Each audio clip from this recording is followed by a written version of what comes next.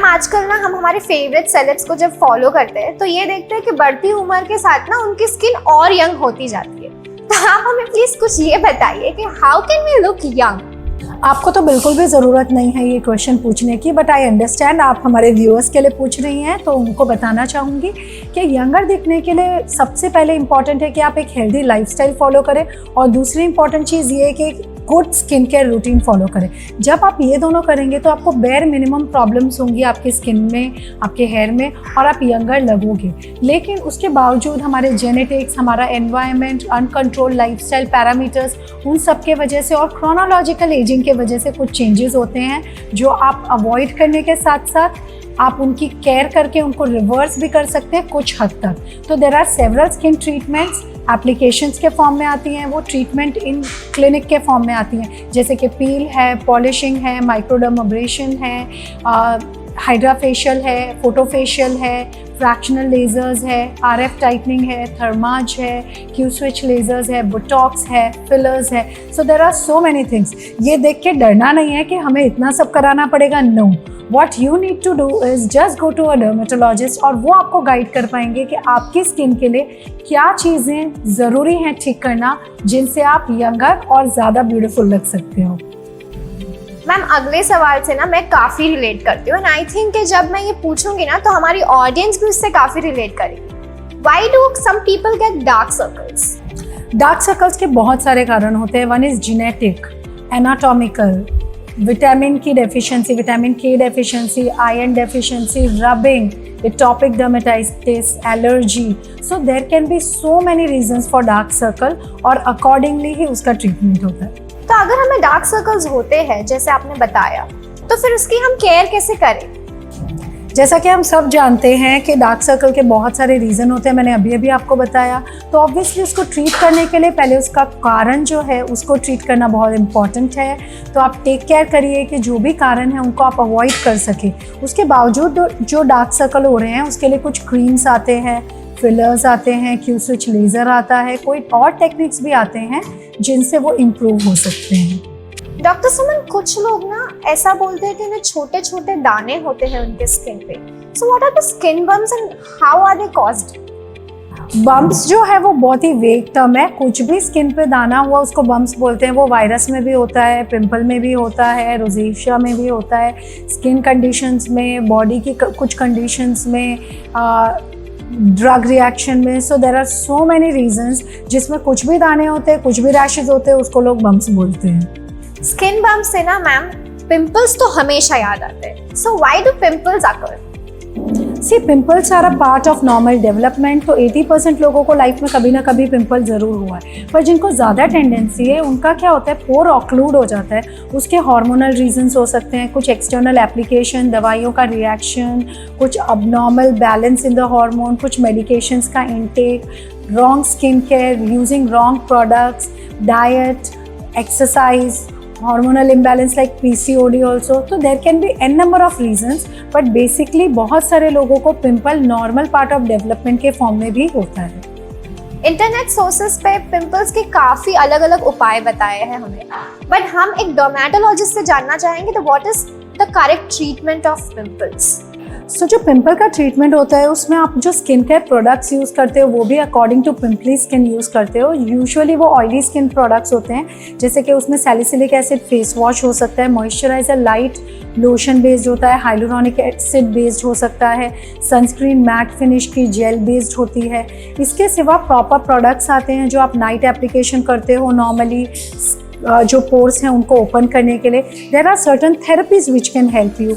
सो oral medicine होती हैं, इसके साथ थेरेपीज जैसे पील होती है, माइक्रोडर्माब्रेशन होता है, IPL होता है, फ्रैक्शनल लेज़र होता है, क्यू स्विच लेज़र होता है, PRP होता है, and even some surgical methods can help you overcome pimples and also its mark. जब हम पिंपल को ट्रीट करते हैं तो हमारे 3 एम होते हैं कि आपको फ्यूचर में पिंपल ना हो या कम से कम हो, थोड़े बहुत जो पिंपल हो रहे हैं वो जल्दी जल्दी ठीक हो जाएं, और पिंपल के दाग धब्बे या डैमेज जो आपकी स्किन में हुआ है वो भी करेक्ट हो जाए।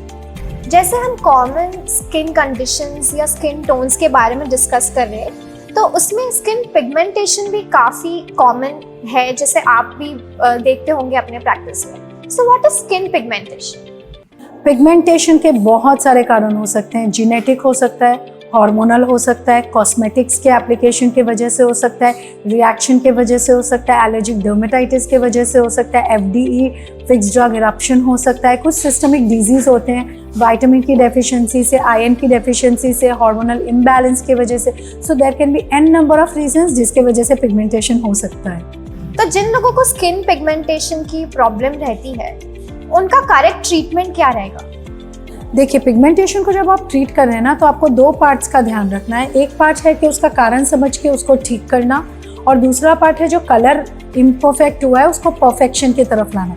तो जो कारण समझना है, जैसे कि मैंने प्रीवियस क्वेश्चन में आपको बताया कि बहुत सारे कारण हैं, तो depending on the symptoms and depending on history and examination features हम फाइंड आउट करते हैं क्या कारण है, और अगर मिटाने लायक कारण होता है तो उसको मिटाने की पूरी कोशिश करते हैं। इसके साथ हम कुछ ट्रीटमेंट कर सकते हैं, जैसे कि piling, polishing, Q switch laser, filler, और ग्लो के लिए और भी बहुत सारे ट्रीटमेंट होते हैं जो आपका कलर को करेक्ट कर सकते हैं।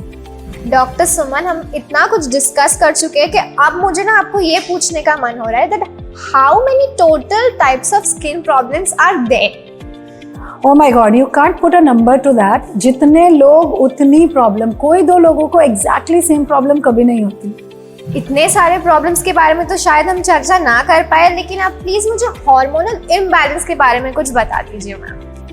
हार्मोन्स हमारी बॉडी में सिक्रीट होने वाले नेचुरल केमिकल्स हैं जो हमारी बॉडी के बहुत सारे फंक्शंस में इंपॉर्टेंट है।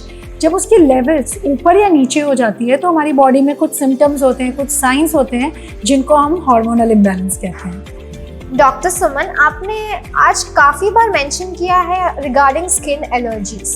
सो what are skin allergies? Skin allergy मतलब स्किन का abnormal response to normal things. मतलब जब हमारी स्किन कुछ ऐसी चीज़ों से रिएक्ट करती है जो नॉर्मली कोई इरिटेशन या कोई डैमेज नहीं कर रहे हैं, दूसरे लोगों को कुछ भी नहीं हो रहा है और सिर्फ पर्टिकुलर पर्सन को हो रहा है सेंसिटिविटी के वजह से, तो उसको स्किन एलर्जी कहते हैं। डॉक्टर सुमन जी, आज हमने आपके साथ काफ़ी कॉमन स्किन टोन्स और इनकी केयर के बारे में डिस्कस किया। सो आप प्लीज़ हमारे व्यूअर्स को कुछ स्किन के बारे में बताइए या उसकी केयर के बारे में, या आपकी तरफ से कुछ कंक्लूडिंग आज के लिए बताइए। देखिए, स्किन आपकी बॉडी का उतना ही पार्ट है जितने दूसरे ऑर्गन्स, राइट? तो स्किन को अच्छा रखने के लिए उतनी ही केयर की ज़रूरत है जितने आप दूसरे ऑर्गन्स के लिए करते हैं। तो एक अच्छी लाइफस्टाइल और एक अच्छा स्किन केयर, ये दोनों मिला के आपको अच्छी स्किन और हेयर देते हैं। तो अच्छे लाइफस्टाइल में क्या आता है? डाइट अच्छी लीजिए, वाटर इंटेक अच्छा रखिए, आप अपनी हैबिट्स से बचिए, कोई भी हैबिट्स हो, ड्रिंकिंग, स्मोकिंग, इनको अवॉइड करिए। स्ट्रेस को मैनेज करना सीखिए, स्ट्रेस आइडेंटिफाई करिए कि आपको स्ट्रेस होता है और उसको सही तरह से मैनेज करिए। और स्लीप एडिक्वेट लेना भी बहुत ज़रूरी है। आजकल के गैजेट्स के ज़माने में स्लीप हमारी इनएडिक्वेट होने की वजह से भी बहुत इश्यूज़ होते हैं। तो ये आपके लाइफस्टाइल चीज़ें हैं जिनको आप ध्यान में रखेंगे तो आपको कम से कम स्किन इश्यूज़ होंगे। इसके सिवा एक अच्छा स्किन केयर और एक अच्छा हेयर केयर फॉलो करिए। क्लेंजिंग, मॉइस्चराइजिंग, प्रोटेक्शन, जो 3 मेन पैरामीटर्स हैं स्किन केयर के और हेयर केयर के, उनका ध्यान रखिए। और कोई भी स्किन प्रॉब्लम होने पे सर्टिफाइड डर्मेटोलॉजिस्ट को कंसल्ट करिए। उसको सेल्फ ट्रीट करने की, सेल्फ मेडिकेशन लेने की कोशिश मत करिए। Thank you so much doctor Suman Agarwal for joining us. Skinterview series के बारे में आपका क्या ओपिनियन?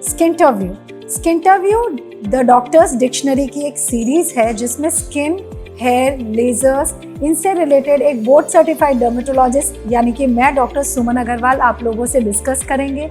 आप लोगों को बताएंगे ट्रीटमेंट, सॉल्यूशंस, प्रॉब्लम्स, क्या सिम्टम्स होते हैं, कैसे आइडेंटिफाई करेंगे, कब डॉक्टर के पास जाना चाहिए, कैसे जाना चाहिए, कैसे सही तरह से इलाज करना चाहिए और कैसे बचना चाहिए, और हमारे पास कम से कम आने की ज़रूरत पड़े ऐसे चीज़ों के लिए क्या क्या फॉलो करना चाहिए, ये सब डिस्कस करेंगे हम। और ये समझने के लिए आपको ये स्किनटरव्यू सीरीज़ देखना बहुत ज़रूरी है।